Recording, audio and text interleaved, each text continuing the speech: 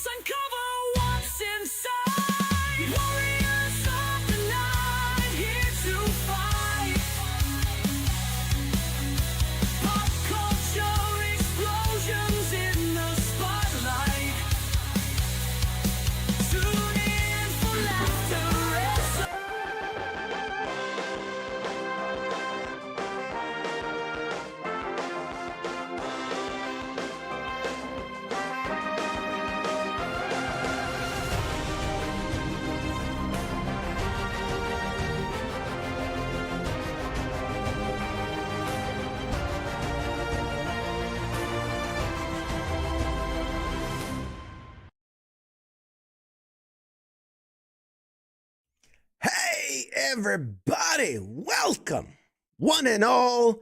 Today is Tuesday, April 7th, 2026, and this is episode 238 of Pop Culture Warrior. It's the show where I stay up to date on all the ins and outs of what's happening in pop culture so you don't have to. I'm your host. I'm CQ. Welcome. But I can't do it all by myself. No, I cannot. Ladies and gentlemen, let's bring out co-host extraordinaire, the one, the only, Mr. Mad Mike.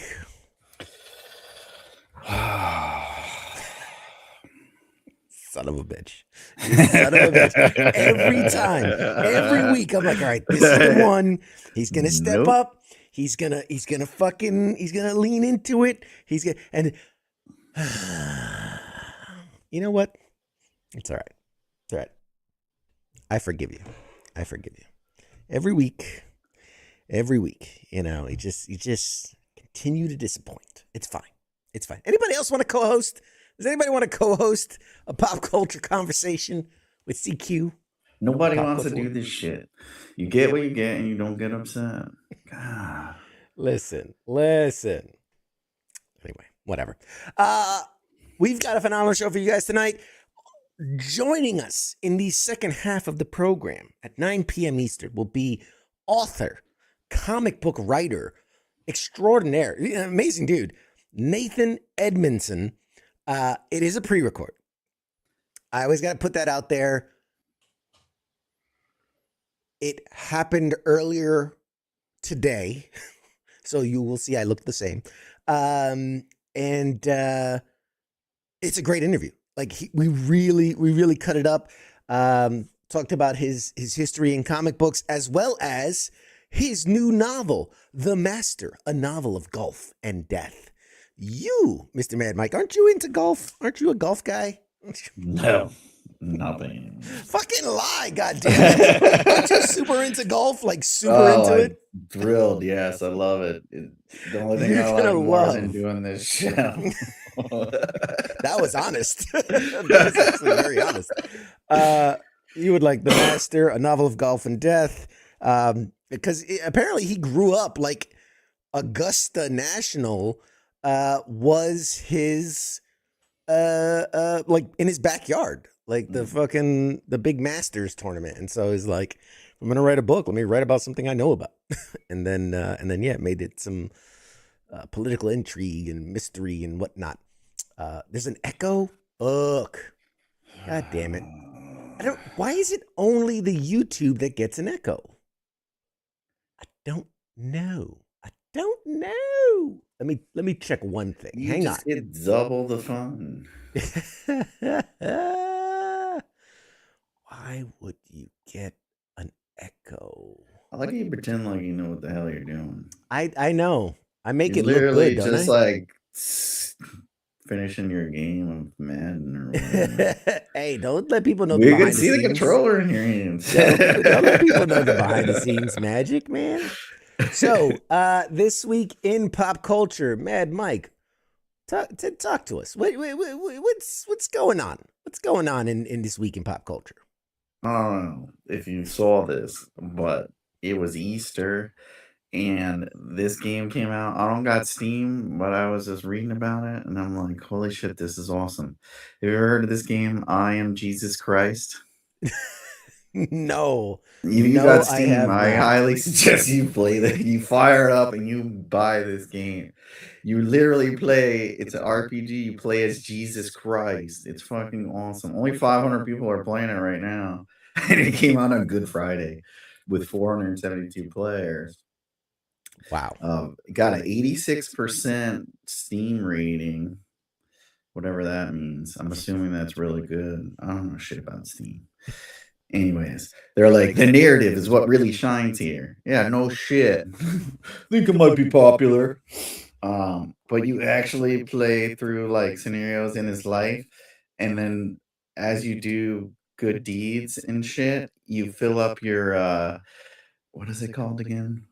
Fucking holy meter. Where'd it go? Anyways, I was like, this is fucking awesome. Faith meter. So as you play through Jesus' life, you help people perform miracles and see significant moments in his life through his eyes.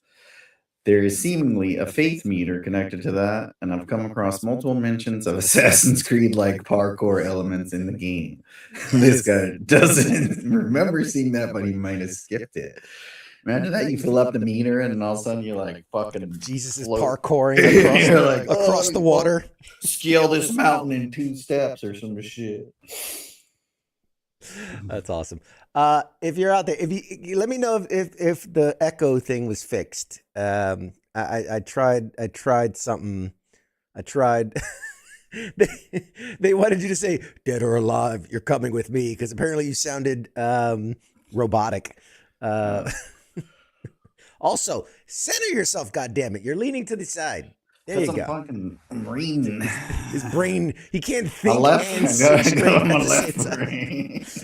When his brain activates, it leans to one side. That's how you know he's really thinking, folks. I'm gonna have to put you in the big box Anyways. again. How much is it? It doesn't say. It can't be that much if they only got 500 people. That's funny though. Jesus, that's good. That's good. I am Jesus Christ. Yeah, I am Jesus fucking Christ. awesome. That's. I mean, is Big it Old sacrilegious? Studios. No, I guess it's supposed to be like a religious education game or whatever, but I mean, how's it sacrilegious? You're well, walking through the steps of Jesus. I mean, you're. It's not like you're fucking putting an M4 in his hand and he's laying, Well, I mean, I don't spreading know. the holy lead across the land. You are playing as the alleged Lord and Savior, Jesus Christ, and so you are presenting yourself as the creator. So I don't know. No, it's not. It's not like you're letting you do whatever you want. Like you're not gonna go like start like dry humping people and shit, and taking a dump on them. I mean, but that's the thing. If you control Jesus in the game, couldn't you make him do weird things? That's what I'm saying. I'm sure they have they coded it to where you couldn't. I mean, mate, have you seen mods for like the GTA You mean 5 like mods? the hacks that you use in Call of Duty? Yeah, I've Yes. seen them. Yes. No, You should sell a brand of pop just called Culture Warrior. It's like a 7-Eleven suicide drink, but with random cartoons and random facts. Nice. Yeah. Pop Culture Warrior. What was I gonna say? Yeah, like I don't know. That's weird. That's a weird thing. I wonder if they had to get like permission. Like, who are you gonna get permission from? God? Pope approved. Yeah. Like I prayed on it, and he said it was cool. He said it was cool. Vatican approved. The Vatican signed off. Oh man, I don't know who remembers this, but the Army actually made a video game. This was like 2000 and it would have been 2001, 2 or 3. I don't know. I gotta look this up. It was called like America's Finest, I think is what it was called. America's Finest video game. I'm pretty sure that's what it was, right? Oh, no, it was, let's see. Army video game? Oh, what was it? Man, who remembers that damn Army video game that came out? America's Army. America's Army, that's the one. America's Army. And dude, it was wild. It was wild because you had to actually go through boot camp, and then you went through airborne school, and then you got deployed and shit like that. And I was like, it's pretty realistic, except super easy to beat. It's like the intro to Call of Duty. Story to Call of Duty. The thing is, you didn't get an STI from a random stripper. You didn't STI? They're giving out fucking sports cars in the Army? What the fuck? STD, you dumb boot. First of all, that's the old way of saying it. Now it's STI, so fuck you. Don't pretend like you're young. Old bastard. Yeah, we got the D's, they get the I's. Sounds terrible. It was a good game. I watched you from Quebec. Oh, hey, man, watching it from Quebec. Right on. Mad Mike sounds like he's in a concrete, empty hallway. I'm assuming, okay, just... Fuck is it? Just help me out here, because it's only on YouTube, and I'm assuming, are you guys watching vertically? Because if I think I know what the problem is. I can't do anything about it right now. But I'm curious if it's only affecting the vertical stream or also the horizontal stream. So anybody that says he has an echo, please let me know if you're watching vertically or horizontally. If he sounds fine to you, don't even mention it. Just for the people he sounds robotic, because I think I know what it might be. It's the vertical plugin I have. Anyway, what else? What else is on the news? Did you see? I didn't know they picked it up, but Disney Plus, they got the Power Rangers property. Did you know that? I did not know that. Disney Plus I now didn't know that has either. that. Did they buy Saban or something? I don't know, but they're making a new show. It says brand new Power Rangers live action series is currently in development from Disney and Hasbro. Making the franchise's long-awaited comeback after several years without a new TV show. However, the new Disney Plus reboot won't be the regular return to screens that Power Rangers fans are used to. For the first time since it debuted in '93, the slate is being wiped clean, and they're keeping all the plot and casting details tightly under wraps. But it's supposed to be a far more extensive overhaul than simply focusing on a new team and theme. It'll be a reinvention.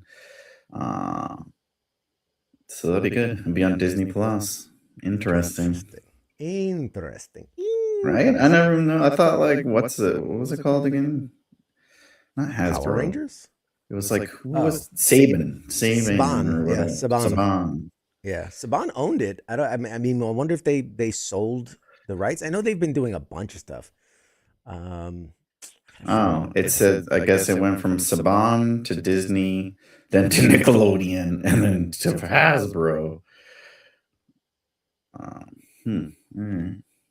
All right. Yeah, it's echoey everywhere. I don't know what the oh man, I'm just hoping that the interview doesn't end up being echoey as well. Because if it's not in the interview, then it's 100% you, Mad Mike. Which is weird because I hear you fine. So, whatever. It's probably your settings. Yeah, it's gotta be. It's gotta be something. Whatever. It is what it is. We're not gonna fix it live. Even come back? I don't know. No, that's it. This happens every week. We've been talking about this. I gotta figure out. I'm gonna redo my entire audio setup and then figure out what the fuck. But anyway, we'll see. If the interview isn't like that, then it's you, because I did the interview on the same fucking setup we're using right now. So, whatever. What else? Anyways, Spaceballs 2 is officially released. The official release date is out for that, April 23rd, 2027, even though it doesn't have a title yet. They've already been, that's the thing that bugs me. They've been filming. How do you have... Wrapped in December. Yeah, how do you not have a title for a movie that's wrapped? Right? How do you not have a date for a movie that's wrapped? I know they just released it, but it just, I don't understand it. Or just call it Spaceballs 2. Fuck, if you can't think of anything else. No one gives a shit about what else you call it. Everyone's going to call it Spaceballs 2 anyway. Yeah. And in fact, for the longest time, they had always joked it would be Spaceball 2's The Search for More Money. That was going to be the title. He said, if I ever do a sequel, that would be the title. And so the fact that they're not using it, I don't understand that at all, but whatever. It is what it is. The Return of Spaceballs. More ballsy. It's more balls.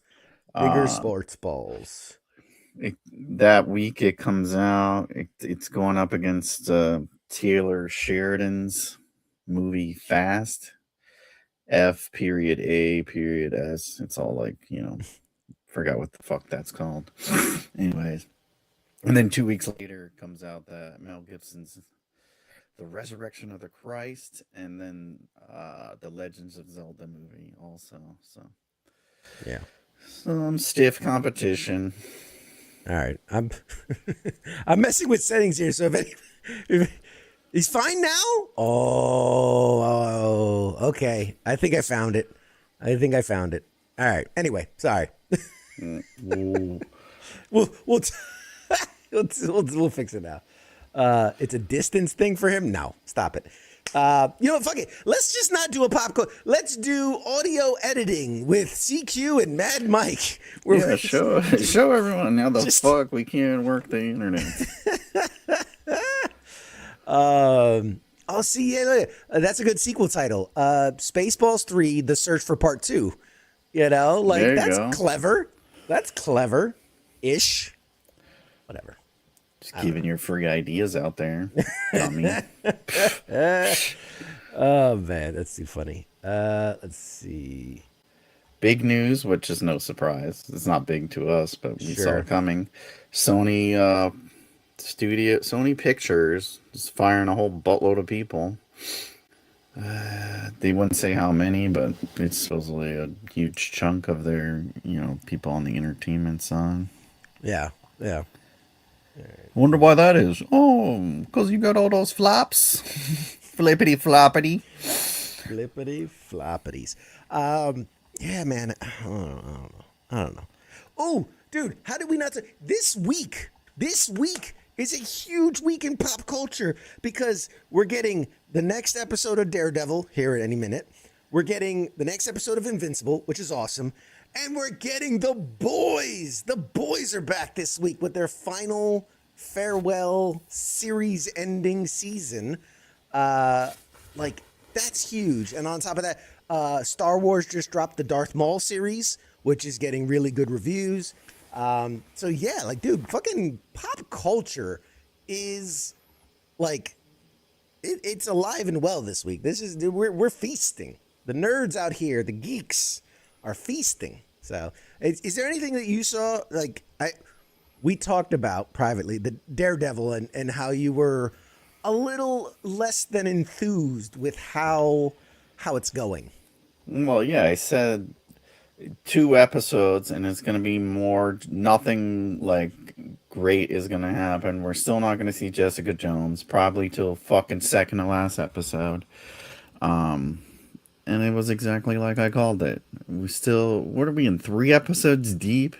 Yeah, we got fucking no Jessica Jones, which was all up in the fucking trailer. They make it seem like they have this great adventure together, and I feel like it's gonna be like the last, episode or whatever, and then all of a sudden it's just gonna pop up, and then we're like, I can't wait till next season, and it's like you gave us shit this season. Well, I will say that a lot of people that have seen, a lot of the early reviews said the first 3 episodes were kind of slow and setting building, but they said it really picks up starting in episode 4. We are expecting Jessica Jones. We are expecting some big boxing match with Kingpin that's supposed to happen. People weren't sure if we're going to get the Punisher back for this or not, but we know he's coming in the Punisher special after this, plus Spider-Man after that. I think while it has been slow, semi-slow, I like some of the tension they're building, right? I like the kind of a mole on the inside kind of stuff. And there's been some good fight choreography showing Daredevil in the black suit and him really going like hardcore. My whole thing is every time he does a finish, he's every finish. Yeah, why is he expending so much energy? You're just shitting in that suit, man. Guy's 40, and there's no way he's doing that without shitting his pants. He's so backed up, he's so he's so clogged Especially up. He's on the run, he's not eating, he's not meal prepping and shit. He's eating fast food and shit. Yeah, man. It's hard to get those yoga poses, in the dilapidated ruins of a back room. I feel like he does too much. He's got the little fucking, I don't know what that is. The long ass nunchuck that he fucking slings around or whatever. It's a bow staff that has attachments and shit. But it's he didn't have that before, and he was I felt like he was more efficient as a fighter. And now it's he has this thing, and he's still struggling to beat up a bunch of fat fucking cops. Cop rejects. Yeah, it's dude, you're fighting all these fucking superheroes and shit, and now you have it's a volunteer fucking hate squad basically. And he can't even beating them up and shit, and it's I get you're blind and stuff, but what's funny is when and I get that you have to make it entertaining and whatnot. But like, let's remember, he took on like the Hand, trained ninjas, where it was like 1 on 50, and he's taking, or the prison scene in the Netflix series where, you know, like he's taking on like 30, 40 guys, no problem. Like, yeah, he gets a couple hits and whatever. But now it's like, oh no, it's 3 dudes. Bah, bah, bah, bah, Yeah. bah. And it's like he's getting knocked out. Like in the, well, I don't know if you haven't watched it, don't listen. I'll give you a second. And then, what's his name? Keeps saving him. Bullseye has to keep saving his ass. That's weird. That's another weird thing. Like, I want to know where they're going with that, because it's That's weird. the thing, is like, I'm feeling someone's just going to take his ass out. And then it's like, we're not going to get any more from, like.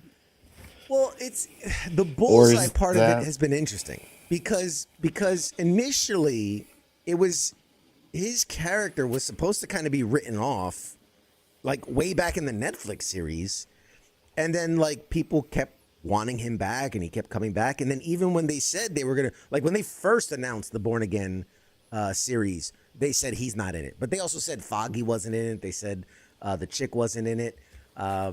And then because of the fan backlash and the fan outcry, that's when Jessica Jones is in the chat right now. What up, Jessica? Perfect timing. That's when they brought them all back. Speaking of Jessica Jones, yes, you're right that Jessica Jones has yet to appear in the series, but we know she's coming. But I don't know if you've seen, they're filming season 3 right now. And have you seen the leak photos coming out of season 3? No, I don't fucking. I want to spoil it. I'm going to go ahead and spoil it right now for you. If you don't want to know. Hold on, let me plug my ears. People. Fucking Set photos have shown the return of Luke Cage and Iron Fist. Michael Coulter and Finn Jones, both in the costumes, in their character clothes. And one of the like sharp-eyed peoples noticed that Michael Coulter's in kind of this black and gold suit, and they referenced that is from his run in the comic books when he actually ran for mayor of New York City. He was wearing the black and gold suit. So a lot of people are saying this could be him stepping up to challenge Kingpin for the role of mayor in New York. So it's going to be interesting. It's going to be interesting how this ties into the Punisher series, which then ties into the Spider-Man movie. It's going to be interesting how they're going to balance it all. But I will say this. Having been a Marvel fan for years and having since Iron Man 1, them saying, hey, this is all a big collective universe and it's all connected and all this and all that. But we all know in the past, like what the TV was doing was different from what the movies were doing, which was different from what the streaming services were doing. Even though it was quote unquote one shared universe, it never felt like a shared universe outside of the, where are the Avengers at? Like there'd be like a toss away line and you're like, oh shit, yeah, that's right. They are in this world. But this is what I had envisioned when I first heard the idea of it's all connected. It's all one shared universe. This is what I expected, where we'd get characters in other series to bounce in and out. You know, we'd get them appearing in the movies and vice versa. You know, we've seen it with Miss Marvel jumping from the series to the movie, and now, you know, Punisher going from the series to the movies, and vice versa. So I don't know. I'm excited as a Marvel fan because I finally feel like we're getting the promise that we were promised, what, 15 years ago, fucking 20 years ago with Iron Man 1. I feel like we're finally really getting to that point. So sorry, I'm gonna get off my soapbox now because I'm excited. I just want some fucking substance. Keep just leading us on, like. There's a specific substance you're looking for? It's like they could have combined all 3 of these episodes into 1 hour and called it a day. And instead they lead us on and they'll keep watching. I love it. They'll lead us on like a stripper that you really think is in love with you. They'll just keep leading you on and on. That's You just right. keep coming back, giving her more money because she really loves you. She really loves you. You guys have a future together. Um, so what else we've got? Invincible's awesome. I'm fucking loving this season of Invincible. Great bounce back episode from that hell episode, which again wasn't bad. It's just by comparison, the rest of Invincible's so damn good that felt like a low mark. But I'd still say it was better than most of the shows that are out now. That's awesome. We're leading towards the Viltrumite War, which is going to be so cool, so badass. There are some, for those that didn't read the books, there are some big twists coming. Big twists. So stay tuned because it's going to get crazy. What else? Dude, there's so much going on. I know there's this another spin-off of The Boys, right? Because we got Gen V, the spin-off. Now they're going to do the What's his the guy? the Jensen Ackles. Yes, just Jensen Ackles, and also bringing back what's her name, the chick that played not Stormfront. Yeah, Stormfront. But oh god, Was it what's her name? Stormfront? The lady that wore like the Roman gear or whatever, the Wonder Woman wannabe. No. You're not thinking of one. I'm it's one that turns out to be like a Nazi. Oh Stormfront. yeah, okay. The one that was obsessed with Homelander. She's coming back because remember in the series they're like, oh yeah, she used to be a different character, but she got canceled, and so we like iced her for a while. Then we brought her back as Stormfront. Well, she's gonna be back as the original character that she was in the whatever 40s, 50s, 30s, whatever it was. So she's back. Plus Jensen Ackles is back. And that's going to be called Vought Rising. So it's kind of the prequel series of how Vought came to power and the first soups that were around. I think it's going to be interesting. It's going to be interesting because I think if they do it right, it should very much be like the rise and fall of the Roman Empire kind of thing, where it starts out good. Like these guys really do become heroes and they're not immediately assholes, right? Off the rip. Like let it be the kind of the downfall, right? We get to see kind of like when we see Sinestro as a Green Lantern, right? And you're like he's going to be bad. Which, by the way, who the fuck names a guy Sinestro and Right. shocked when he turns out to be a bad guy? It's like, yeah, I'm Darth Demon Slayer of the but I'm a good guy. You're like, what? No, you're not. What was I gonna say? That.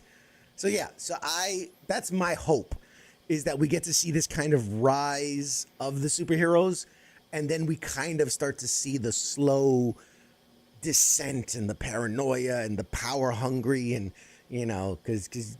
I don't know. I think that would make for a more interesting series that way.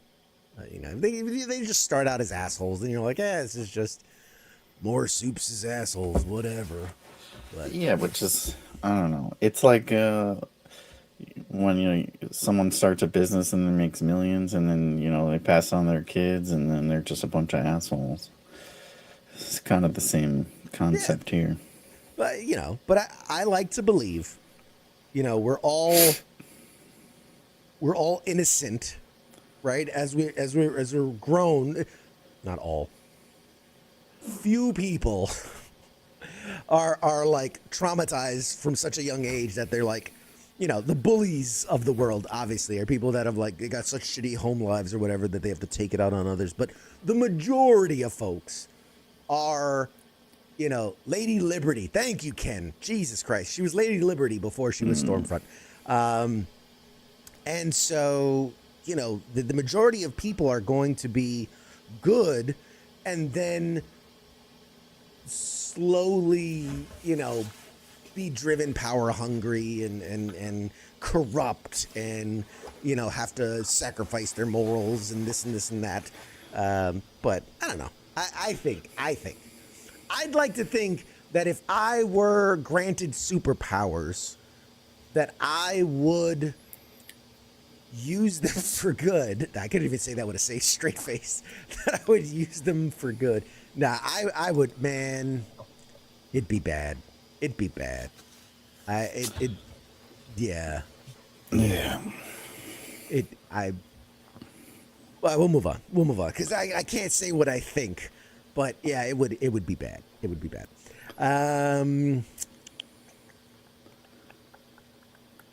Dude, there's so much news coming out now. Obviously, X-Men. We know in the Marvel Universe, the X-Men's going to become a thing. Still, people are waiting to, like, once the announcement, everybody thinks Sadie Sink is playing some version of Jean Grey in the Spider-Man movie. But I don't know, man. I don't know. I think they're going to wait for all the dust to settle from Doomsday, from Secret Wars, before they start bringing in X-Men characters. But I could be wrong. Thoughts? Yeah. That's what I'm seeing too, and it's like, I don't know. It could hint at it, but would it be a big part of it? Probably not. Small, kind of, like in that one where they're like, oh, I think they mentioned mutants or something in one of the things. Like, it was just a quick line. Yeah. Something like that. Who she's actually, I think, supposedly rumored to be coming back now. Or she hinted at it that she was coming back, which wasn't. Makes sense if they're getting rid of everyone. Yeah, they gotta. I mean, at this point, you gotta bring everybody back. But will it go beyond that, like a tiny thing? And they might not even say, like, I don't think she's gonna have a costume. Even if that is, they might not say her name. They probably won't. She definitely won't have a costume or anything. You might just see like a little bit of what she could do. But I'm leaning towards that's not what it is. I would think they're going to save that for... If they're going to bring in the new people, they would hint at it in Doomsday or the follow-up. They're not going to do it in Spider-Man, which Sony owns. Like, they don't even fucking own it. That's what I'm saying. That's what... A lot of people are forgetting that. It's like, yes, it's a collaborative effort, but you don't want to give Sony the thing that... they had to claw back from. Yeah. Hey, it's on. How you doing, bud? If they owned all that, like, and Sony wasn't a part, yeah, I would believe it. But I don't think they would go that route either way, because like X-Men and Spider-Man were never really a thing. So yeah, well, I mean, he did date Kitty Pryde for a while. That was about the closest. Yeah. That was the closest he got into the X-Men. They did a lot of dumb shit in the comics. Yeah. But about as far as he got in. I highly doubt it. And I saw people were doing mock-ups already, and it's like, come on, man. They're not going to waste their time. Yes. What else? There's so much. The Xbox, like there's stuff coming out about the Xbox and the next PlayStation, and then rumors with that, and the prices, the rumored prices, bro. We're talking 1,000 plus. 1,000 plus. I'm not surprised. Inflation is a bitch. The last one I thought was expensive, and what was it, like almost $600? Yeah. And that was how many years ago? Like 8, 10. Yes, I don't even remember when it came out. So it's like, yeah, of course they're gonna double your fun. Well, what's interesting is I just saw the report where the PlayStation 5 is the first console to be more expensive 5+ years after its release. Like, they've actually raised the price on PS5s. Usually, after 5+ years of being in, they lower the price to try to encourage more sales. But apparently, I don't know if they're not making enough money or what. But the price of a PS5 has gone up by like $120-something bucks.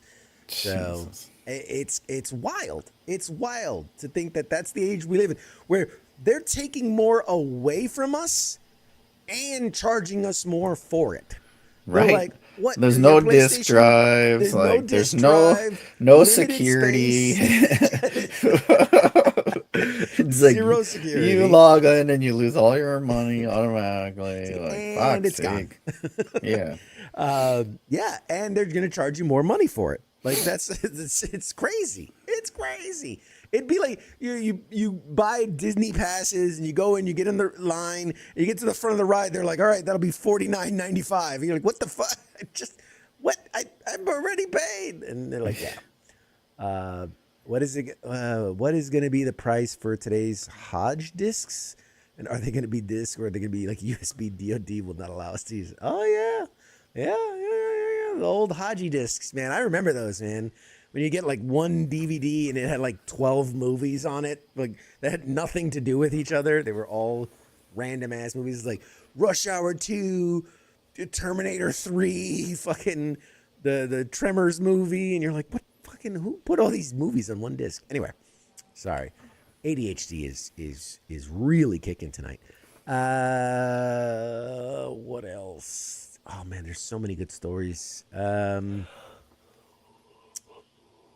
There's the battle of that the Warner Brothers buyout that was originally for Netflix that now Paramount is pushing back on, and Netflix like, fuck it, we're out. I don't know. What's the best case scenario here? I don't know. Who do you think? Like, I feel like we all lose regardless. But what's the best outcome here? I really don't know. I don't know if anyone's even gonna buy them, but I figured Paramount was gonna come ahead because it's like Trump's son-in-law or whatever was part of it and all this stuff. So it's kind of a lose for us. I liked it better with Netflix because it's like I already got Netflix. I already have Paramount too, but I'm probably gonna cancel it. They keep raising the price, and it's like I'm not gonna pay all this. It's not worth the cost that they're raising it. It was fine when it was like $20 for the year, or it's free with your phone or whatever. It's not worth whatever, they're going to charge more because they had to spend all the money to get Warner Brothers. And are the properties really worth it at Warner Brothers? It's kind of like when they announced they were coming out with the Paramount streaming service as it was. If it wasn't for their Lord and Savior Taylor Sheridan, they would have fucking jack shit on there. So I think it's a lose-lose kind of situation for us. I like Netflix. I thought it was better. They seemed more enthusiastic about it, and this also don't like how the guy is acting like he's a whiny little bitch. Oh, we put in a bid first. No, it's funny you should mention that. I remember prepaying for the first 3 years of Disney Plus. It was like this early subscriber thing, and I paid, I want to say it was like $100 to get like the first 3. It ended up being like $1.99 a month for the first 3 years, and I was like, what a steal. And then of course they didn't put shit on it for the first 2.5 years. Yeah, it's like just all the movies, which I mean we already had on DVD. I can watch all the Hannah Montanas on here. Oh my god, this is such a good deal. I could watch Snow White, the original. But yeah, so. Well, and then they did the merger with Fox. They bought Fox out, and then they bought the shit back from Sony, and then it's like the fucking price just went through the roof. Yes, and now it's crazy. It's crazy what they're charging.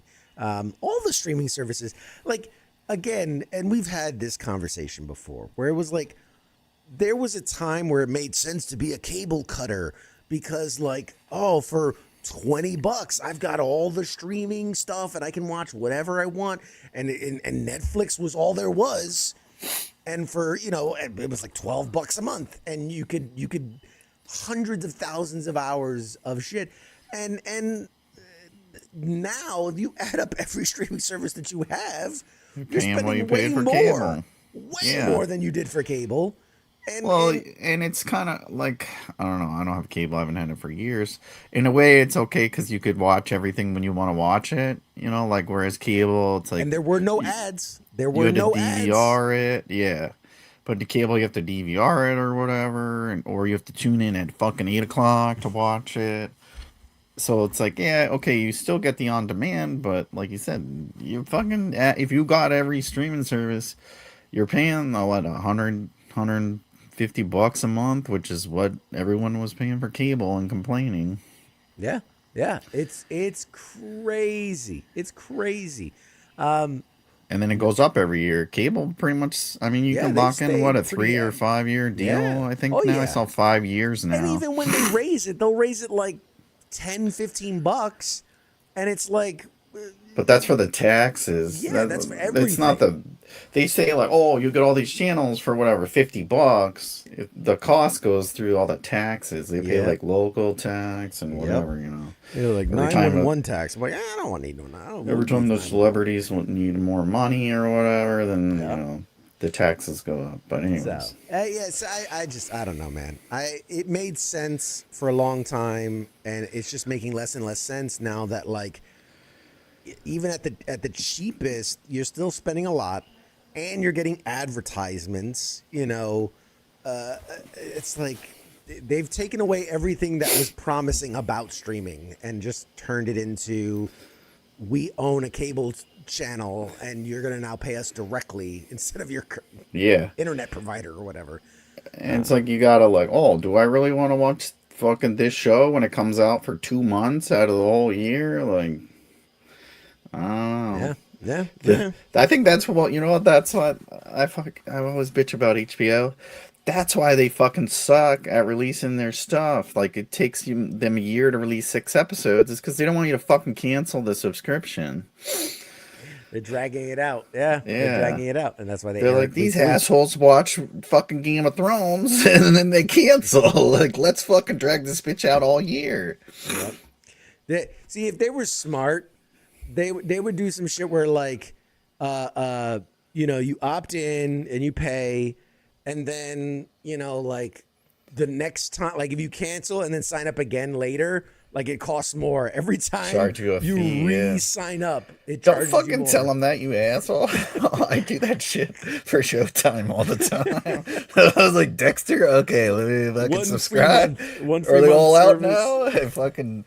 Okay, I got a 14-day free trial. We're watching the shit out of Dexter, and then I'm canceling this shit. Binge weekend. It's Dexter weekend. That's exactly it. That's exactly And then it. the one way we had to, like, fucking make money, like, save money on it was like, oh, I'll get Netflix, which I still the only one that has Netflix out of everyone I know that pays for it.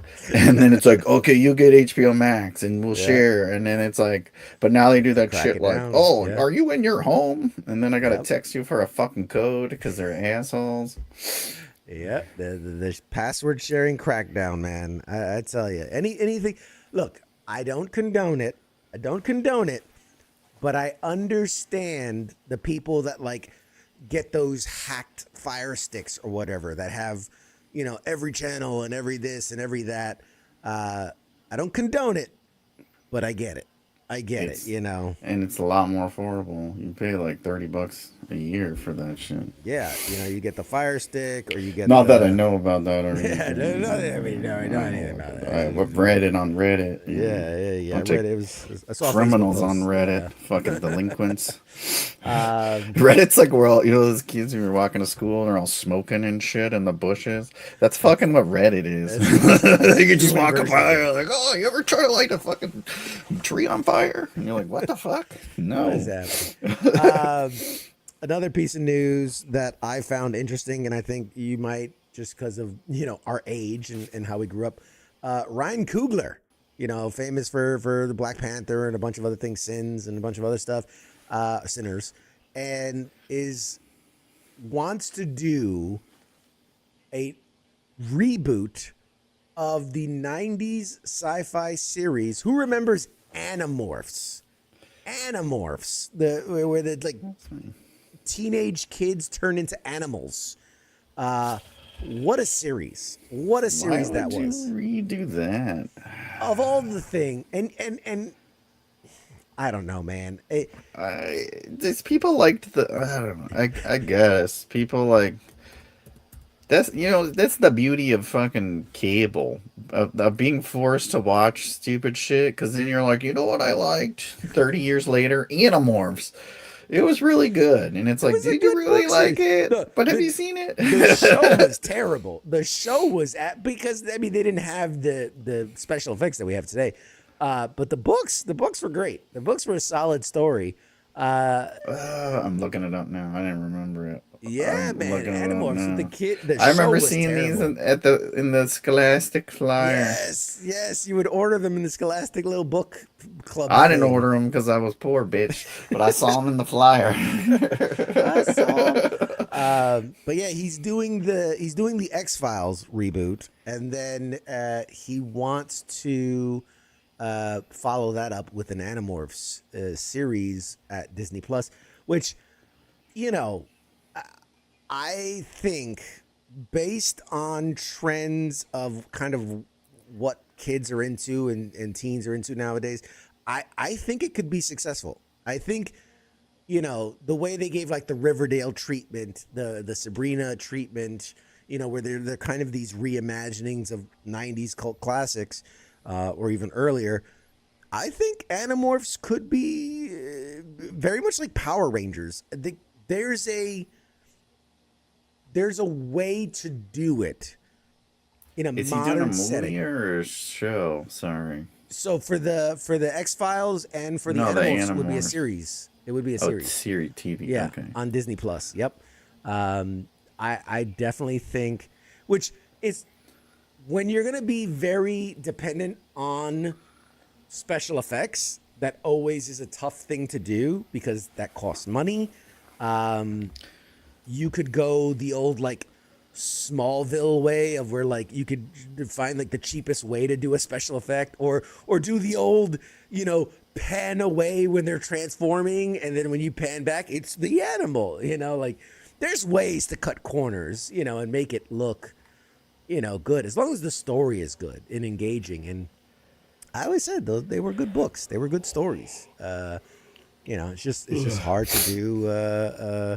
How do you make a kid morph into a bird and not look really, really bad? You know, it works in a book, maybe even a comic, but yeah, it's just gonna look really, really bad on screen. But we'll see.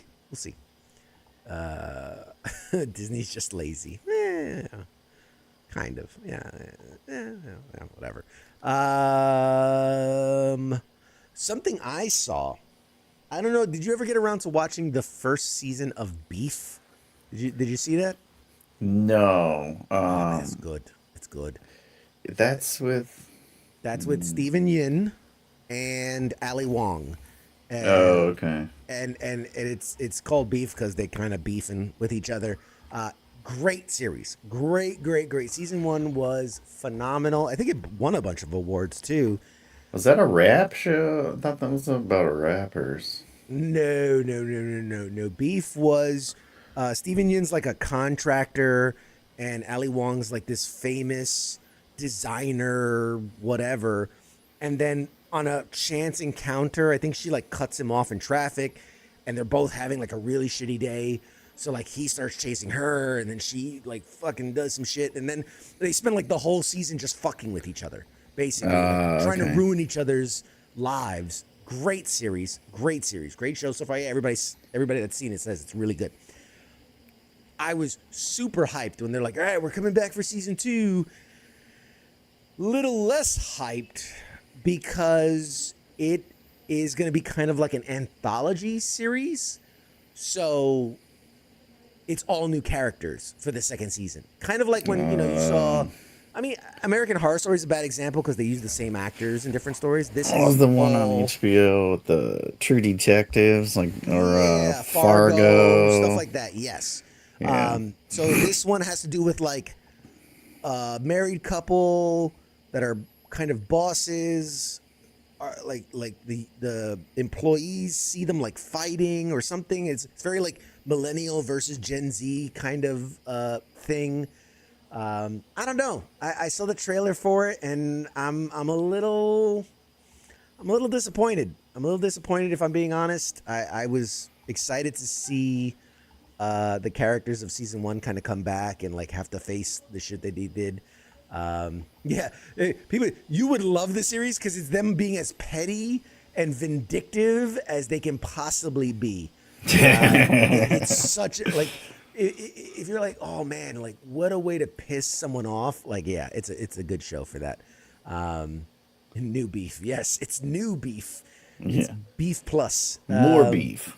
more beef, beefier. There you go. It's beefier. But yeah, so I don't know. I saw the trailer and I was such a fan of the first season. I'll give them the benefit of the doubt. But I saw the trailer and I'm kind of like, I don't know, man. I'm a little disappointed that they're going that route. But you know, I guess they didn't. Either they couldn't get Steven Yeun back, or they wanted too much, or I don't know, something. There's a reason, but it is what it is. What else? What else? There's so many. We're coming up at the end of the hour pretty quickly here, but there's so much. I have these things here, and I want to show what they are, but they've technically not been officially revealed yet, so I kind of have to kind of wait on that. So yes, OG beef should continue. I agree. What was the other thing? Man, there was something else. What was the other thing? I don't remember. You say something now. I said a bunch already. Well, I don't know. We played this game for a little bit, but it was announced earlier that State of Decay 3 is supposed to be coming out next month on what's that Xbox shit that we have? Game Pass. So yeah, it'll be interesting. Yeah, I liked it. It was fun. I don't know. I'll probably play it again for like a week. Yeah, it was one of those games that was like it was free. I think I only played it on Game Pass. So. Yeah. Oh, absolutely. Yeah. But for those that don't know, State of Decay, it's the Xbox's exclusive zombie apocalypse game. But it's interesting because like computer just froze. You're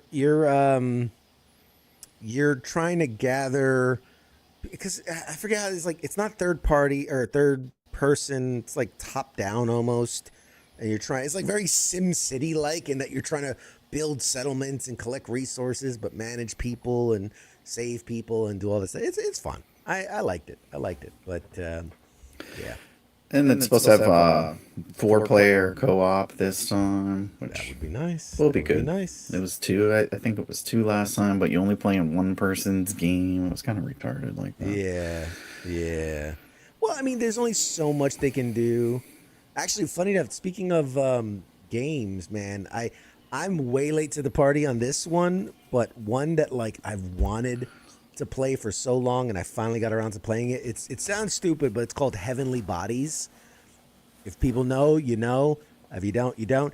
It's basically you're an astronaut in space, and you have to like do all these, do these experiments and power the station and do these different things, but you're in zero gravity. And so, like, the one button is, like, your left arm and the one button's right. So you're just, like, grabbing and, like, slingshotting your body into just, like, spinning into space and shit.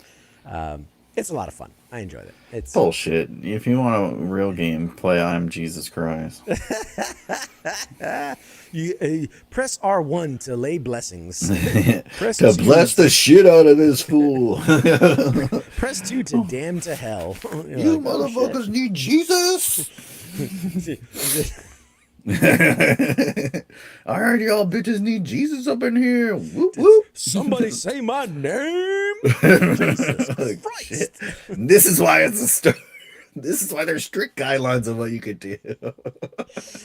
Oh God. Oh man. God. Yeah, whatever. Anyways. All the news is about the fucking Lord of the Rings movie that nobody cares about. No. Dude, Andy Serkis is in like 7 things coming out. I'm like, Serkis is a busy guy. He's a busy dude. The guy stays busy. I got invited. I got invited to see. Have you seen the trailer for the Sheep Detectives? Have you seen this? No. What is this? It plays. if you watch the trailer, it looks like a sketch from Saturday Night Live. Like some stupid thing you're like, oh, it's funny because they would never do. But it's a real fucking movie.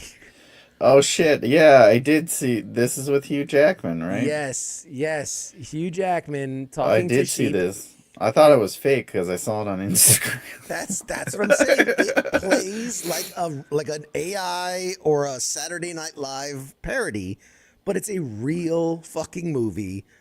I don't know who greenlit it or sold it or got so many celebrities Well, to you be gotta in tell it. them on the thing, like, so basically Hugh Jackman's a sheep herder, Mm-hmm.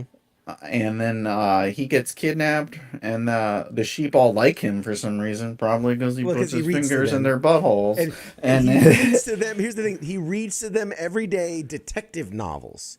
Yeah, And then when you right. see it from the sheep's perspective, they're all like, "No, obviously it was the barber with the thing in the parlor." Like they're all playing It's detective. setting up so they know how to find their owners, fucking, find Exactly. their owner. And so they have to escape from their place and basically be detectives and hunt down the sheep herder. So But it's got big people in it. I was like, Huge Hugh names. Jackman, who Huge has like names. a 2-minute role.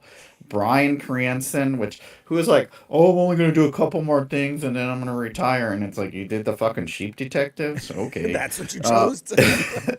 Fucking Emma Thompson, like, also, like, Yeah. I think she won an Oscar and shit, a couple of them, but Yeah.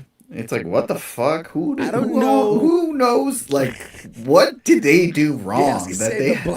the blackmail must be strong with Yeah. these people. It's You like know. the studio head's kid that made the movie or something. Like, You a know lot what of okay. favors. You know when they're like, "Hey, we're gonna back you to do your passion project, but you have to give us these 3 movies. No backing out." They like stacked all of Hollywood and called in all their favors. Like, remember that Yeah. movie you owe us? You're doing Sheep Detective. Like, and they're just like, fuck it. We'll make a movie out of just this asinine It's Amazon MGM Studios, though, too. I guess that's what it is. Bezos is like, how much money you want to do this? Here you fucking go. Like, here's the thing. I'm torn because on one hand, I'm the one always screaming like, Hollywood's out of original ideas. But then, It's like, fucking original. like, Oh, okay, we see you, CQ, and we raise you the Sheep Detective. bet. Challenge accepted. You want original? Get me original screenplay right now. And then someone's like, look, I just threw this one out. I found this one in the toilet. My kid just submitted this for his 3rd grade fucking writing assignment. Fuck it. Green light it. Call in every favor. We're getting Hugh It's Jackman. written in crayon. Most of it's just pictures, but we'll just add the dialogue later. Oh, Jesus Christ. And so, yeah, the Sheep Detective, I got invited to see it a month early. It doesn't come out till April 20-something. Or no. Yeah. No. I don't know. It comes out in like a month. And I got invited to see it. And I'm like, you always make fun of me because if they're going to do free movie, CQ's going to show up. I'm not going to see that. I'm not. The one time. I'm not. Release I'm date. not. Here we go. That Sheep Detective is. I draw the line. Maybe. I draw the line.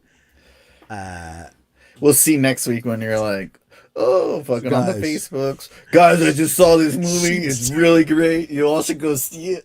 I'm wearing a Sheep Detective hat with like a jacket. This episode's brought to you by Sheep Detective, starring Hugh Jackman. Fucking Bezos is gonna call you. You want the fucking next day delivery, asshole? You're going to It's see my fucking you want movie. to catch these hands in 2 days? In 2-day delivery? I deliver these hands. Actually, you know what? I would see it if then you're like, oh, and stay tuned in next week because Hugh Jackman's coming on. Hey, shit! I would. No, but like front row, like I'd be there. I'll I'd see every screening. Watch the shit out of this movie. Oh man. And then George Anyways, Clooney that's shows up funny. against the Sheep. They're probably gonna, you should tell them to pay you, but like, I'll go see it if you could pay for my parking and gas. Like $200. Yeah. They'll probably do it. Yep. Let me get a free Prime subscription next year. There you go. Like, let me get that free 1 year Prime, and we'll be good to go. All right, we're gonna toss it to a quick break, and when we come back, we've got comic book writer extraordinaire, author extraordinaire, Nathan Edmondson is going to be joining us for a pre-recorded interview about his latest book, The Master. So yeah, any last words, Mad Mike, before we go to break? No, nothing. Stay classy.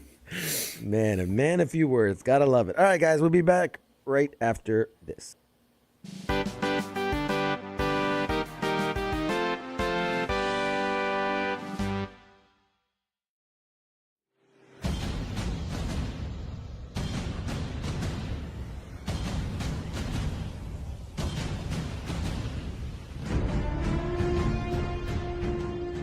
Hey, you there?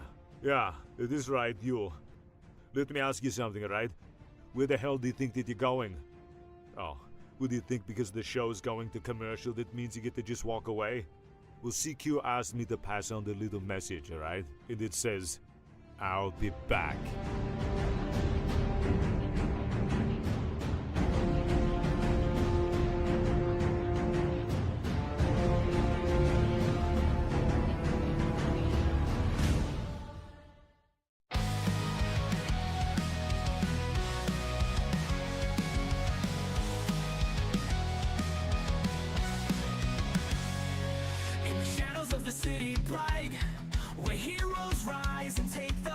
There's a voice that breaks the night. It's CQ with the insight. From the comics to the silver screens, talking legends and those crazy scenes, pop culture trends and hidden themes. CQ reveals what it all means.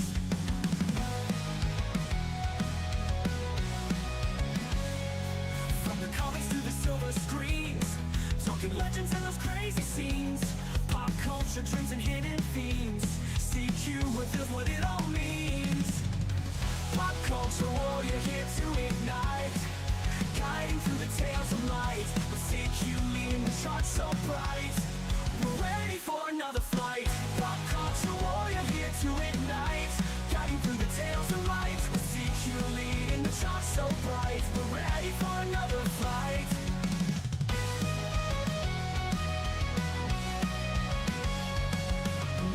At the twists and turns, villains play and heroes learn. Every episode we'll discern lessons from the past to learn. Games we play and books we read, CQ's wisdom's what we need. Memories that make us bleed, together we will take the lead. Pop culture warrior here to ignite, guiding through the tales of light. With CQ leading the charts so bright, we're ready for another fight. Pop culture warrior here to ignite, guiding through the tales of light. With CQ leading the charts so bright, we're ready for another fight.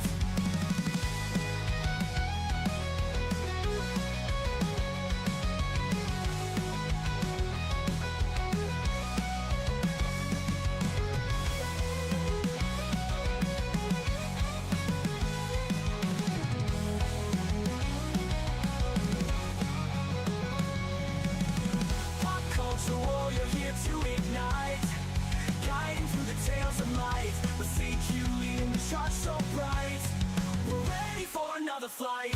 Pop culture warrior here to ignite, guiding through the tales of light. With CQ leading the charge so bright, we're ready for another flight.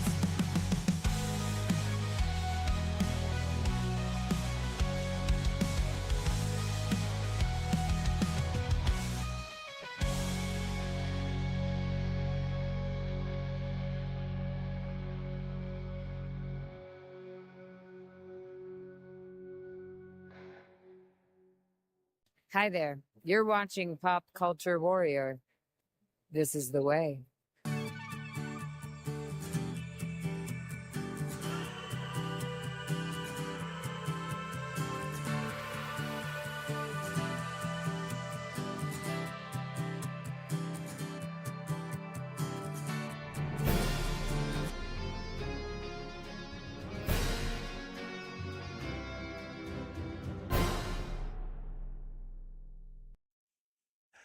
Hey, everybody, we are back. We are back.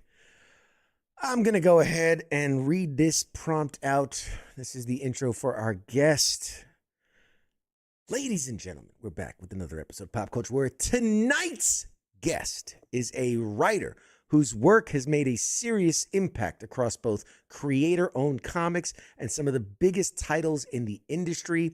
He broke into the scene with Image Comics, creating standout series like Who is Jack Ellis and The Activity, which was a military intelligence-driven story built with input from real-world operators, bringing a level of authenticity you don't always see in comics. From there, he went on to write for Marvel, taking on iconic characters like The Punisher and Black Widow, delivering grounded, tactical takes that focused more on realism and tradecraft than spectacle.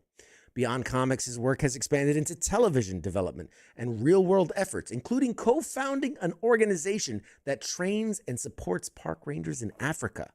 Now he's stepping into the world of prose with his novel, The Master, bringing the same grounded storytelling into a whole new format. Ladies and gentlemen, please welcome to the show, Mr. Nathan Edmondson. All right, Nathan, thank you so much for being here today. Right off the bat, you know, most people in my audience probably know you from your comic book work, runs in The Punisher and Black Widow and The Activity. When you look back at your career, what do you think defines your style as a writer? That's a good question. First of all, thanks for having me. Uh, what define I tend to be very I think there's things I'm not particularly interested in writing usually. And I find myself drawn to a combination of sort of thriller and mystery. This was my first foray into something more detective, in the detective genre. It has a dose of the spy, the espionage, which I've got some pedigree in. Um, and yeah, I don't know that I have a hallmark. I'm not sure if I could point it out other than hopefully, the next thing being better than the thing before it. That's at least what what I'm sort of driven to in my writing. But yeah, action, I like a diversity. I like exploring different areas. I definitely like different challenges. This book presented a unique challenge, which was setting it in something very real that required a lot of research that people had an awareness of or wanted to discover, participate in. So it kind of came with um, its own rules and expectations in that way. And I think that was a unique challenge about it. It was also born of, my hometown. And I don't think I've written something, pun intended, that close to home before. Um, but yeah, I like action. I like troubled lead characters somehow or another. Outstanding. And you've worked both with creator-owned companies and major publishers like Marvel. I mean, now that you're switching kind of gears into this novel side, like what's been the biggest difference for you in how you kind of approach the storytelling for all these different worlds? The basic tenets of writing are the same, right? Or story are the same.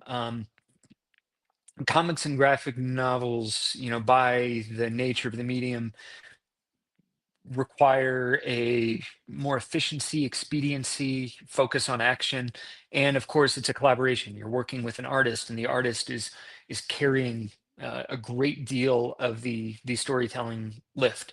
Um, so I think the distinction between the narratives is thing one.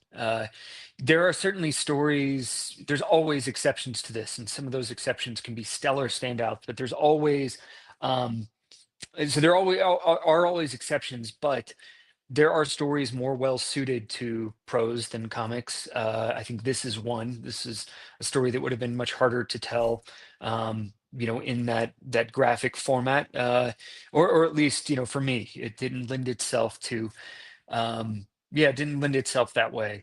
but every story kind of, it's a combination of the story dictates itself, but the medium can inform that too. You can indulge and immerse in things in a novel that you can't, or that have to defer to action or a visual. Ultimately, comics is a visual medium. It's not consumed as a written medium. It may start as a written medium, it's not consumed as a written medium, so it's a very different art form. Yeah. And before we dive fully into the master, because we're definitely going to get to that, I got to take a look back just because of your incredible work. Something like The Activity, that book felt different. It felt real. I know you consulted with military personnel while you were writing it. What were you trying to get right with something like that usually other books kind of miss? Hmm. Um, it's been a minute, but with The Activity, a couple of things happened, and they happened to both myself and the artist.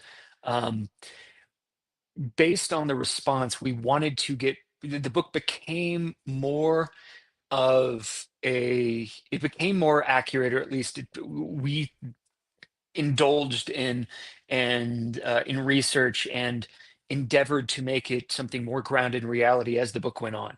And that was partly because we saw the reward in that. It was partly because reality is so much more interesting than fiction often, and that's what we found as we reach out to do any kind of research and bring any kind of realism in. It was a great slippery slope, to try and make the book more and more realistic. And one of the things, when we conceived the book, we knew it was unique and that there wasn't much in this space. There wasn't a lot of, for example, spy-fi espionage books when I was working. Not none, but when I conceived a few of the books I did in that genre. Um, but there was very little in this military action, military realism space. And as we saw the response to that, and also a response from a readership that was a step outside, people who were drawn into comic book shops because of the subject matter. That there's a reward in that made us want to uh, to pursue the book in that direction more and more. So we found, I don't think we were, in other words, quite aware of how unique this book would be, and also how much of an appetite there was for it. And while I haven't kept up a ton, I think that there have been some books that I think we can humbly claim some credit that followed along because that readership then had an appetite, maybe doing a much better job than we did in that genre. But yeah. So humble, so humble. One other look back to, like, your work on when you took on the Punisher. I mean, that's a character that has a lot of history, a lot of interpretations. I'm always curious when you're taking on something that's like been done in a million different ways. Like, how do you decide what your angle is going in, and what did you want your version of that character to really be? Well, with the Punisher, we very much carried on, and we're invited to that character because of what we had done with The Activity, and something grounded. The character, as I recall, was sort of struggling as a book, or at least wasn't quite finding a niche with a current audience. Um, Again, it's been a minute, so I don't have the data for that in front of me.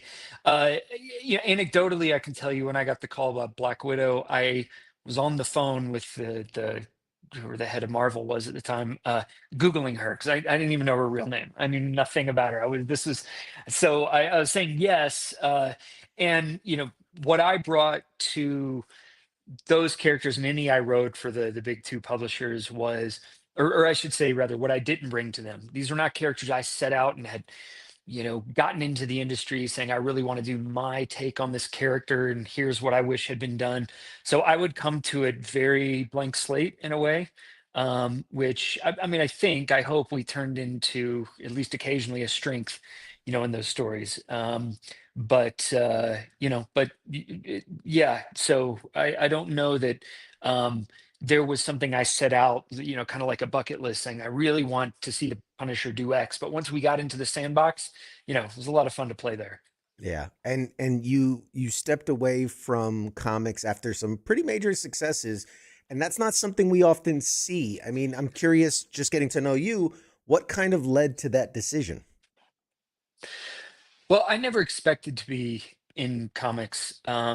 I chanced into it, really sort of tripped into the medium. I was very glad to be there. I loved working with artists and finding, I had the opportunity to discover a few artists and bring them to the table. And it's just a joy. Somebody with an art history degree, it's like a joy to work with really talented, phenomenal artists. In fact, I collect art from around the world, but I have framed in my office a number of pieces from artists I work with. And I always treasured the stuff that was not necessarily the panels on the page. Like, what would you do if you weren't being paid to do it? And I loved seeing that stuff. I spent 10 years. One of my divergences from comics, I spent 10 years overseas, mostly in Africa and the Middle East, working.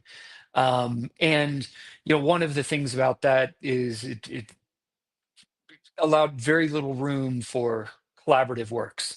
It is a full-time job, not just doing the writing, but doing the collaboration. You're working in a team, even more difficult because you're rarely in the same place. So you're chasing each other kind of across states and continents. And I don't necessarily.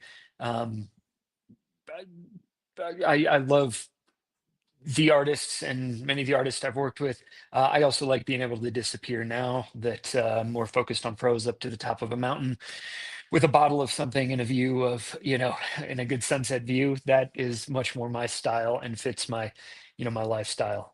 It certainly fit it more when I was working overseas when you're on insane time zones. And while I was not doing a lot of publishing during that time, I was backlogging a lot of material that would come out. And it's so funny you should mention that, because the next thing I was going to highlight was that, you co-founded the Eco Defense Group, which, I mean, that's real world, high stakes kind of work. And I was curious, do you think having exposure to kind of that real world risk and consequence changes how you approach, fiction compared to someone who's, just the storyteller kind of thing? Sure. I mentioned, or I've mentioned, often in the past when people ask about a path to writing, is that, I always discourage people from taking creative writing courses. You need something like the great writers in history, whether you're Tolkien, as a linguist who has fought in wars, whether you were a typesetter, whether you were Cormac McCarthy, who worked in car mechanic shops, or Hemingway. You need something to write about. You can figure out how to write by reading and by practicing, but you need something to write about. So certainly, time I've spent, and the time all over Africa and the Middle East, whether it was diving the Red Sea, falling out of helicopters, being stalked by leopards and chased by lions, and had guns in my ribs and all kinds of things. That maybe not directly, but I think you put it, you sort of consider stakes differently. And another part of it too was people I worked with. I worked with people from um, special operations and intelligence communities in many countries, rangers, learned languages. There's a wealth of experience and knowledge base that certain aspects actually made it into the master. There's a South African golfer. There's a lot of things that haven't made it into a book yet. We'll see. But there's things that make it in indirectly all the time. And I was also exposed to remarkable lifetimes worth of stories, like other people's stories, telling me stories, sharing stories, over fires. And uh, so it certainly has an influence. Not I've not maybe seen all of the ways in that it will, but it was, in my decade, doing that, and I'm still doing sort of some things in a consulting capacity. It's lifetimes worth of stories. Outstanding. And so you brought it up. Let's talk about it. You're stepping into this world, and with the master, the novel world. What made you What made you decide that this was the story you wanted to tell, as kind of the jump into this medium? I conceived of the story. I don't remember when, but spending time. I grew up sort of blessed enough to spend a lot of time at the Masters and living literally in the shadow of um, the Augusta National Golf Course. And at some point, walking around, this idea occurred to me. Narratively, it's very interesting to place, crime thriller sort of against the weight of history, legacy, and the denizens of patrons who descend to the course and on and into Augusta every year for a very unique week that the whole world seeks out, or people seek out from all corners of the world, quite literally, and but that is also a very local event. Like for me, it's very local. You deal with the traffic, and John Daly is at up until they closed it, the Hooters down the street. And, there's Mike Weir next to you at a restaurant or a bar. And so, growing up, it is a part of local sort of birthright and tradition as an Augustan, and certainly was that way for me. And so all of those made for an interesting and at times challenging sandbox, I'll say again, to put the story in. But I came up with the idea just walking, what if there was a body found hanging, over the 12th green, and that led to the opening of the story, and then the kind of detective spy plot follows from there. Yeah. And so with that, if there's fans of your comic work, especially the more grounded tactical stuff, what kind of elements might they recognize here in the Master?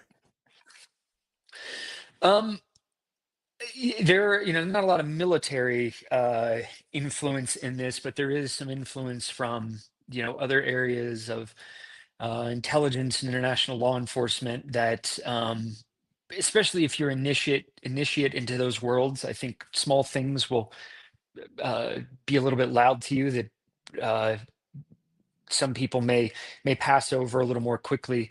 um but it is certainly grounded, and it's also in some ways a little more fun. It moves a little more nimbly on its feet than some things I've done, or maybe it shares that with the comics medium and the way I approached it, because no matter how weighty, with a few exceptions, comics is light on its feet as a medium, I think. Yeah. I mean, another interesting connection. It doesn't have any connection other than the name, but the book. Who is Jake Ellis? Jake Ellis is a street sign in Augusta that was actually a 1920s, I think, or no, sorry, too early, late 1930s, a competitor at one of the early Masters tournaments. And so, a little small connection there, but certainly when I came up with that, I wasn't at that point thinking about this story.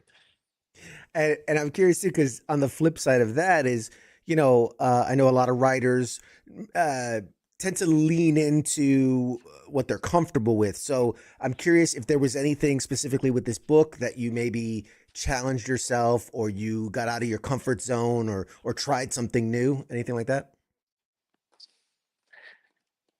Certainly in hindsight, I can look at elements that are unique to this. There's a ground level daily life experience. There's also a tempo where you're sort of moving by the hour instead of by the day or the week, which is often how I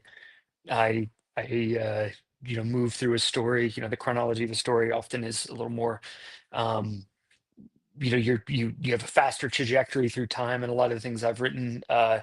And this one is very, I mean, it is divided. It is Monday, Tuesday, Wednesday, and you're going hour by hour in those days. So I think the pace is one. You're closer to the daily lives, which feels a little unnatural to me to write, and there's a challenge in that, certainly for me, and getting close to people, and then striking that balance between how much do you see sort of their attitude, of their reactions, versus how much you see in the action. I tend to be more action focused uh, in the way I approach stories, and in something like this, and in prose in general, you are close enough to see down inside a character's head in a way that you aren't when you're a couple steps removed in a different medium. And and there's a risk to being overindulgent in that, but also it's finding your voice. There's other writers who do that masterfully. That is, I think I feel a little, uh, you know, hyper saturated pretty quickly when I'm getting a little too personal with my characters. If that's if that makes any sense. Oh, absolutely. And you've written obviously multiple formats and different mediums. I'm just curious, for you, at the core of it, what makes a story work, right? When you're thinking about it. Hmm. I I think I know when a story is going to work, or at least I deceive myself into thinking it's going to work. You can never be too presumptuous, but when I'm sort of driven to write and it becomes easy to write. That doesn't mean it becomes easy to work it out and to edit it and get it all solved, but it just you're drawn to it and it's like a good relationship. It's just feels good. Doesn't mean it doesn't require work, but you are drawn to it, you're attracted to it, you're moving with it with some alacrity. Um, so sometimes I'll feel that I'm working too hard, pushing uphill, and just this isn't conceived. I'm not quite there. Maybe I need to let it sit, for a few weeks or a year. And so that's one element for sure. I think also, there was a version of this book early on where it was about, I don't know, it was about almost close to twice as long, and a lot of that was history, research, anecdotes, and a lot of that just wasn't in service of the story it wasn't in service of the pace of the story. And so you sometimes know when you can start pulling things out of a story and it's still there. It's like, okay, yeah, it's like blowing the dust away from a wood carving or something and starting to see the shape. So that's another element when you can pull stuff away and still feel that the story is strong, but you don't know that till you're at the other side of it. But generally, I conceive an idea, I started in the story, all that tends to happen pretty quickly and automatically. I don't outline a lot. I'm not a very technical writer, for better or worse. I might be a better writer if I was more technical, and less, maybe also less distracted. But and ultimately, they're characters, and there's characters who you find that you enjoyed spending time with. Sometimes only when you stop spending time with them, man, I really enjoyed that character, and you certainly know the difference. And that stands out to me sometimes. If there's a character you just want to be around, you enjoyed, and you felt like you were following more than you were leading. Outstanding. And as we wind down here, I know we gotta let you go. Let's do a 1 minute, 2 minute quick rapid fire questions. First thing that pops to your mind. You mentioned it. Favorite character you've written? Oh, favorite character I have written. Character in an upcoming book that's not announced yet. I'm a bit head over heels for right now. Uh, I've enjoyed. There's vignettes and characters and things I've really enjoyed. I really enjoyed time on Black Widow. There's a character in the activity I liked a lot. And Jake Ellis, I liked Jake. I didn't like John a lot, just which was interesting. I didn't identify with him, a great deal. But there's a character. Maybe it's just present of mind because I'm sort of in the story right now. But who I'm quite enamored with. Especially there was a click moment. For me a couple weeks ago, even though I've been working on this book for quite a while, there's a little click moment with that character, sort of an aha. And it was after I'd done a lot of the writing and realized something about the character that even I didn't know. And it's a good moment when it happens. Nice. Character you wish you could write. If you had any choice, dealer's choice, who would you love to write as a character? Oh boy. Yeah, I recently, after watching the show, The Jackal, I reread the book. I had this wonderful opportunity to meet and become pen pals briefly with Frederick Forsyth, and I have this signed copy of the book. I hadn't read it in years, and I reread it, and just a fascinating character, the perfect balance of mystery and brilliance. But you don't want to be a follower to that character. I love Sherlock Holmes. I couldn't follow that character, nor do I want to write him. So the characters I'm the biggest fans of, I don't think I would want to write. I'd rather enjoy them. Fantastic. And last one, hardest story you've worked on, whether that be you just couldn't get the character, or it was just too technical, or what have you. What's the hardest story you've worked on? Hardest story I've worked on. Um, Hmm. There's a couple of things that never saw the light of day just because they something in the storytelling didn't line up. I, there's a couple of books I worked on where the editorial oversight was very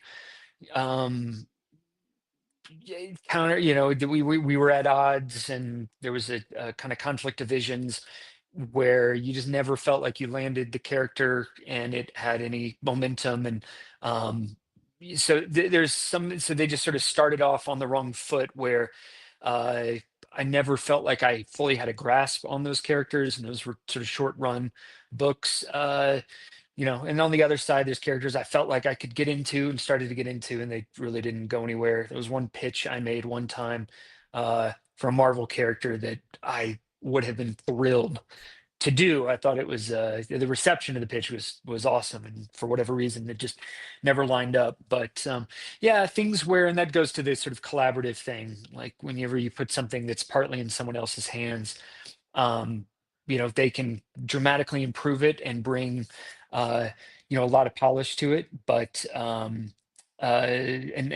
that collaboration can breed a much better story than you would have conceived on your own. But the opposite can happen too on some occasions.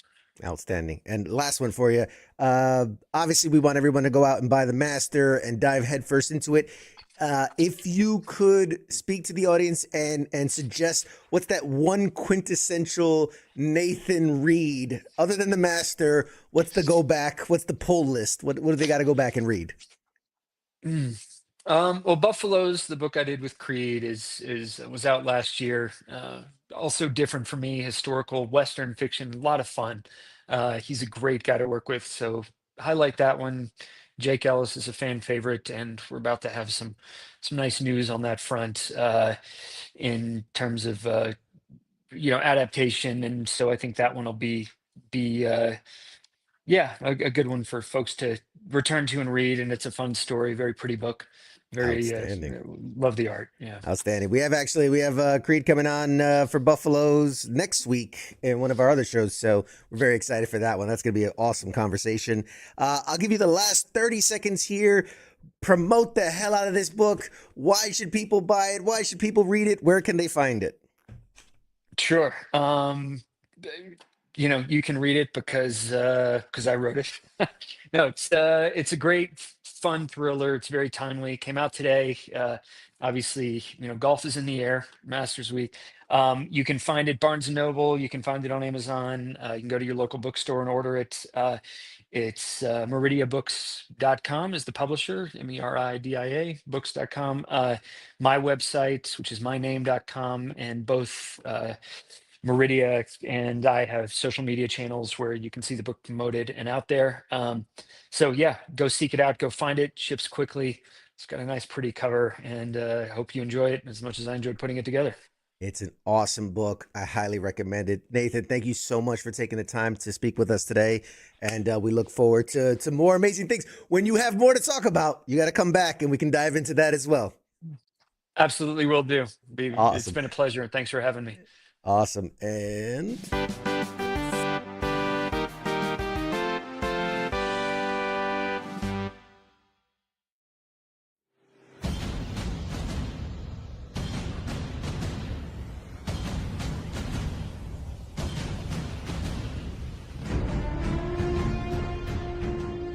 Hey, you there? Yeah, it is right, you. Let me ask you something, right? Where the hell do you think that you're going? Oh, would you think because the show's going to commercial that means you get to just walk away? Well, CQ asked me to pass on the little message, alright? And it says, I'll be back.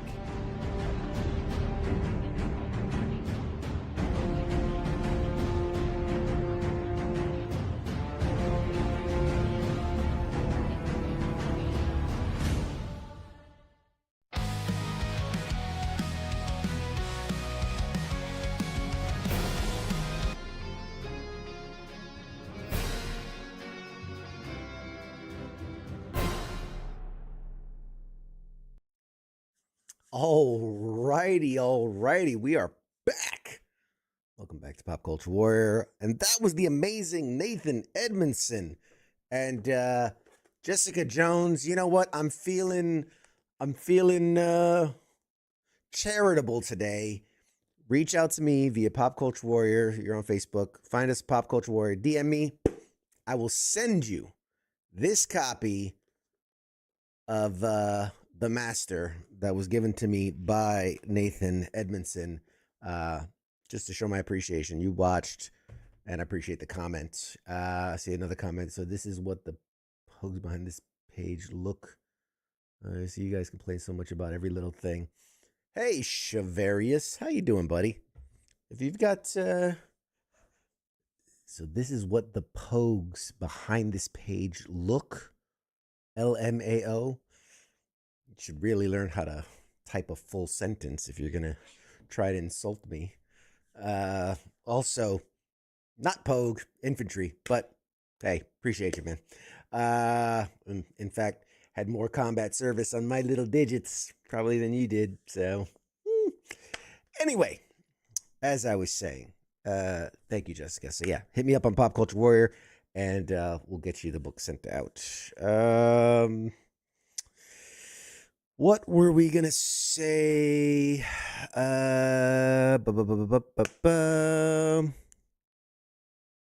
Yeah, so much going on. Lots coming up here on Pop Culture Warrior. Kind of teased it there at the end of the interview. Next week on the Monday edition, which, you know, I kind of could have had him here on Pop Culture Warrior, but I'm going to share the wealth. Creed Bratton, you remember him from The Office. He played Creed, funny enough. He's going to be joining ICE on the Monday edition next week to talk about his book, Buffaloes, which I think is really, it's going to make for an interesting conversation. If you missed last night I sat down with Colin Jones, who is running for president in 2028. He is a Marine Corps veteran and bioethicist by trade, and incredibly well-spoken, incredibly educated. Very different than some of the people who are running the country nowadays, but that's fine. You go back. If you missed that interview, go back and watch that interview. It is phenomenal. They talked for 2 hours about everything. And Colin is an awesome individual. I've gotten to talk with him back and forth. Really, really smart. Has some great ideas. And I think while it is a long shot, a moonshot, I do think that I think he could do a great job running the president. I mean, he can't do any worse. Oh boy. Not to get political here on Pop Culture Warrior. He even said if he does win, he's gonna have WTF Nation Radio be an official part of the press pool at the White House. So if you want to see WTF Nation Radio at the White House, let's vote for him. What else? So we got a bunch of really cool guests coming up on Pop Culture Warrior on the Monday edition. We're working to get some sports people for the sports bar. Got some cool stuff for the reset coming. Yeah, man, so much coming. I watched the beginning, need to finish it. Katie interrupted me. What else? Oh man, there's a bunch of conventions we're gonna be at this year. We were invited to NAB, which, if you know, it's a broadcaster thing. We're not gonna be able to make that one, but we've got Super Show, the collaboration with Super Show coming. That is going to be the grand gathering in Ohio at the end of May, which we have some really cool stuff to announce, some pretty cool collaborations. Wait till you see it. It's fucking awesome. It really is. I gotta say, it's fucking awesome. We also got San Diego Comic-Con coming up this year, New York Comic-Con coming up this year. We'll be at PAX Unplugged, which is the board gaming. Like PAX is about like indie gaming, but PAX Unplugged is specifically non-technology, non-video game gaming. So dice, cards, board gaming, all that stuff. So we'll be there. FTX has some really, really, really cool stuff. We had a bunch of more games come in recently. So I think this week we're gonna be playing. I think we're playing Bad Apples and something else. and tally up or something like that. But we have so many games to play. We have we got to play the boys. The boys board game is something that's been sitting there and has been calling me. But that is an intense game. They're like, if you know how to play the game, it takes about 2 hours. So if you know anything about FTX, you triple that for us because we don't know what the fuck we're doing. I've got the Evil Dead board game that I really want to get into, and a bunch of other ones, bunch of other ones. But very excited for the FTX stuff that's coming. There's some really cool opportunities that, yeah, I got to leave it at that. I can't say too much, but there's some cool stuff coming. And you want to stay tuned here and see what we've got. I have the Creed banner if you want to put it up. No, we'll save that. Thank you though, Keith. I appreciate it. K Mill in the house, ladies and gentlemen. Spinning the ones and twos is awesome. Gonna make you like an official producer of WTF Nation Radio. All right, I'm gonna cut it short. Well, short, a couple minutes. But I'm gonna cut it there. I got some work I need to get done.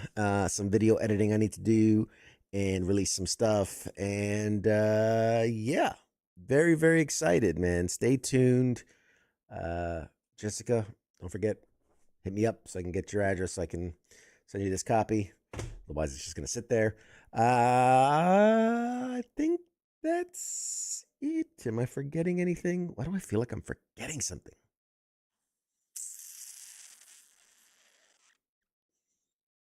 If you're interested in being a member of the WTF Nation, we're always looking for good people. You don't even need to be really qualified in anything. If you just want to be part of the team and you want to help in any way, we're always looking for content creators, social media posters, video editors, graphic designers, webmasters, fucking... If you want to help us with the inbox and help us with comments and the inbox and things like that, just reach out. Let us know, and we will you reach out and we'll get you, find a place for you. But I think that's it. I think that's everything for this week. Real quick, let's take a quick look around the horn at WTF Nation Radio, where we're at today. We start our week off with Sundays with the Reset with Dr. J. That's our noon programming for all your mental health conversations and learning to be a healthier person spiritually and mentally. It's a phenomenal show. She just gives some really great insight. Love what she's doing with the programming.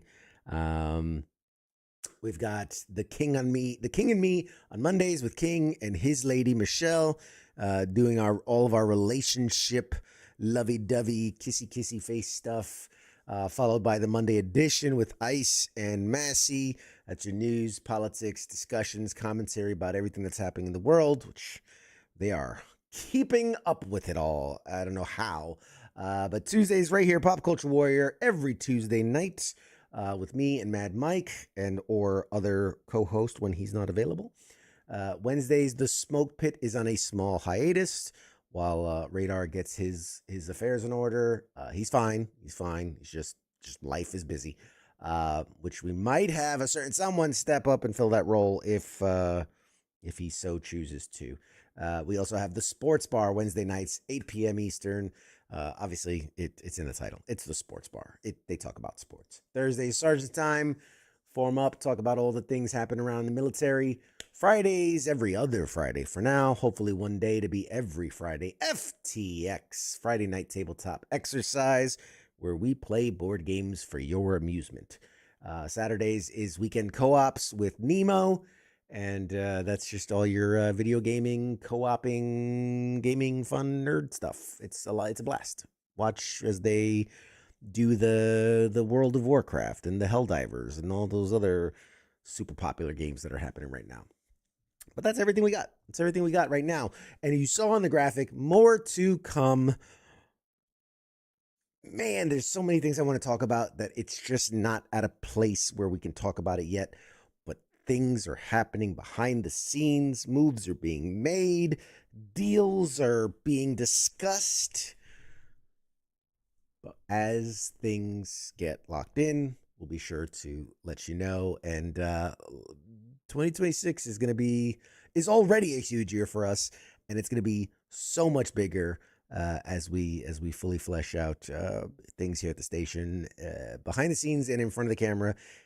Super excited. But with that, I'm gonna let you guys go. Have an awesome Tuesday night. Have a great rest of the week.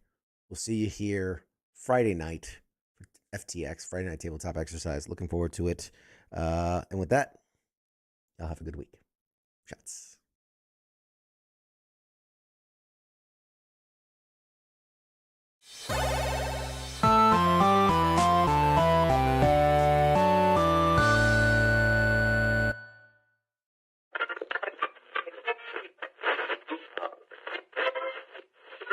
Let's see it.